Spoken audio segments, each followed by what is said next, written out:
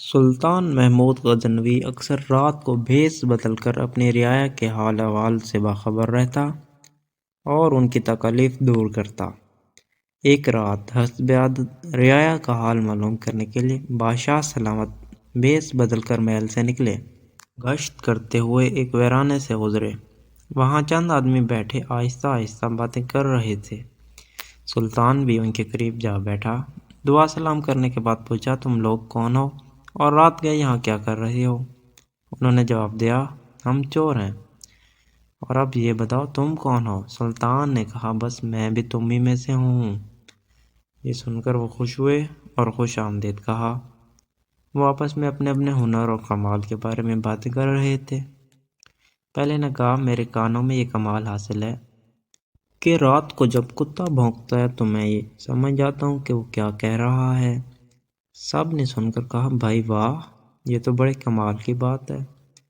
دوسرا کہنے لگا، اے مال و زر کے پجاریوں، میری آنکھوں میں یہ خوبی ہے کہ رات کو کیسا ہی کیوں نہ گھپ پر اندھیرا ہو، میں جس کسی کو اس اندھیرے میں ایک مرتبہ دیکھ لوں، دن کی روشنی میں دیکھتے ہی پہچان لیتا ہوں۔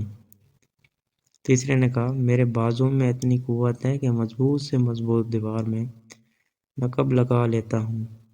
چوتھے نے کہا، میں سونگھ کر بتا دیتا ہوں کہ خزانہ کس جگہ دیا ہوا ہے۔ پانچواں کہنے لگا، میرے پنجے میں وہ زور ہے کہ اونچی سے اونچی جگہ پر کمند پھینک سکتا ہوں۔ پھر انہوں نے سلطان کی طرف دیکھ کر کہا، ہاں بھائی، اب تم بھی بتاؤ تجھ میں کیا کمال ہے؟ سلطان نے جواب دیا، یارو میرا کیا پوچھتے ہو؟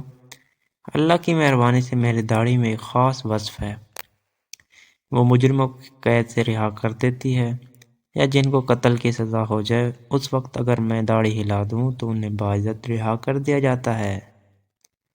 ان عقل کے اندھوں نے یہ سن کر خوشی سے نعرہ لگایا، تیرا کمال تو سب سے بڑا ہے، آج سے تو ہمارا سردار ہے، اب ہمیں کسی پریشانی کا خوف نہیں ہے۔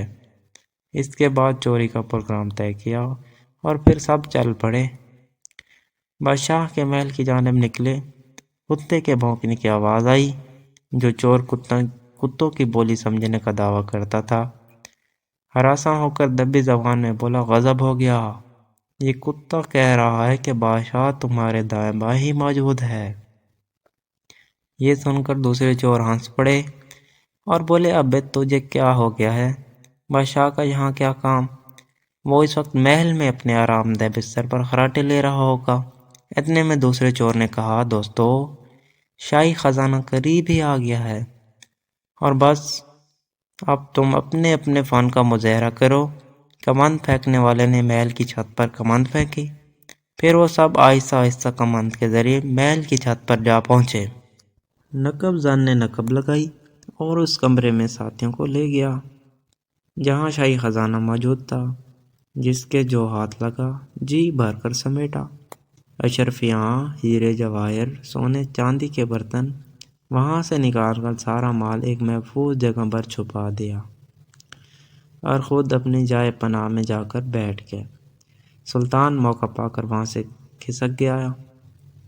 دوسرے دن بادشاہ نے سپاہیوں کو اس جائے پناہ کا پتہ دے کر چوروں کی گرفتاری کا حکم دے دیا۔ سپاہی دوڑے گئے اور سب چوروں کو آنن فانن گرفتار کر لیا۔ جب انہیں بادشاہ کی عدالت میں پیش کیا گیا تو موت کے خوف سے چہرہ زرد اور بدن خشک تنکے کی طرح کانپ رہے تھے۔ ان میں سے وہ آدمی جو رات کی تاریکی میں کسی کو دیکھ کر دن میں پہچان لینے کا دعویٰ کرتا تھا، اس کی نظر جوں ہی سلطان کے چہرے پر پڑی، اس نے ہاتھ باندھ کر عرض کی، ہم سب تو اپنا اپنا کمال دکھا چکے، ہم میں سے کسی کا فن ہماری جان بچانے کے کام نہ آیا۔ بے شک ہمارا ہر کمال بدبختی اور آفت ڈھاتا رہا، یہاں تک کہ ہمارے ہاتھ اور پاؤں باندھ گئے۔ جلاد ہماری گردنیں اڑا دینے کے لیے کھڑا ہے، ہمارے ہنر ہمیں موت کے پنجے سے نہیں چھڑا سکتے۔ اے ہمارے رات کے ساتھی، اب وقت آ گیا ہے کہ آپ اپنے فن کا مظاہرہ کریں، آپ اپنی داڑھی ہلائیں تاکہ ہماری جان بچ جائے۔ سلطان محمود کو اس کی بات سن کر رحم آ گیا۔ اس نے اپنی گردن ہلا کر حکم دیا کہ ان کو رہا کر دیا جائے۔ درس حیات: اچھا ہنر مصیبت میں کام آتا ہے، جبکہ برا ہنر ایسے وقت کھجور کی بٹی ہوئی رسی کی مانند ثابت